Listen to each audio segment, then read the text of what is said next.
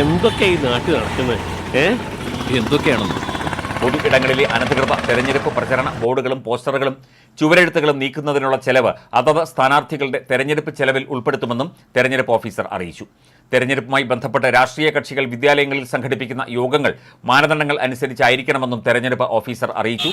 School, college എന്നീ സ്ഥാപനങ്ങളിലെ academic കലണ്ടറിനനുസരിച്ചുള്ള പ്രവർത്തനങ്ങൾക്ക് ഒരു തരത്തിലും തടസ്സമാകരുത്.